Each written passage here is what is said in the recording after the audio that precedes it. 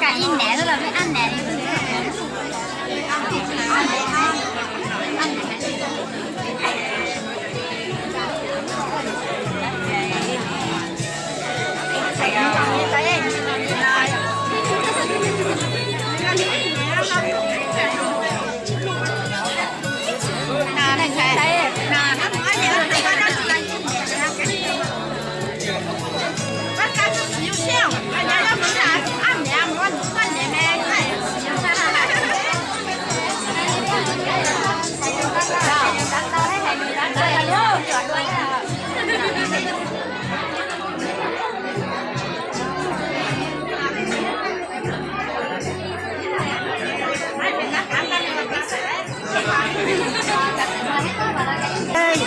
cứ là cái cho tôi nhà rồi.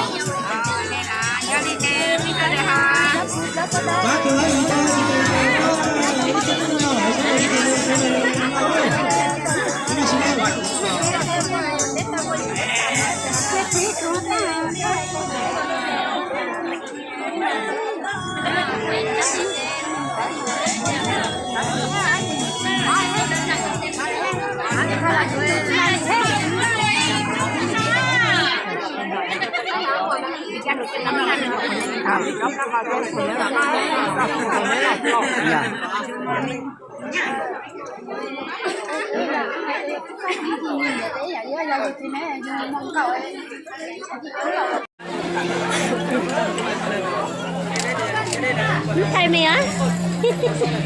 Thầy là bên đâu á? Thầy bên là điểm anh chồng mất rồi, sao xe á? Đã phải rồi. Tôi nói thế tôi thấy cái mũi nhăn rồi, chắc không được. Anh chắc phải ăn đó rồi.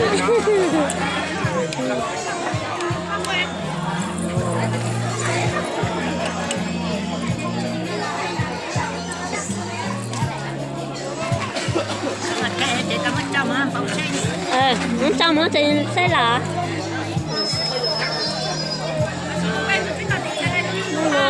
nhà nhiệt tay kia lòng cái cũng thấy mưa nha lấy mà trong rồi chắc không được còn ra bên là trong à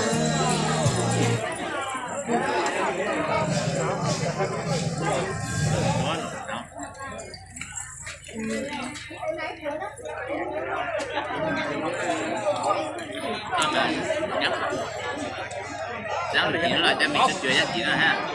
Chơi được nha.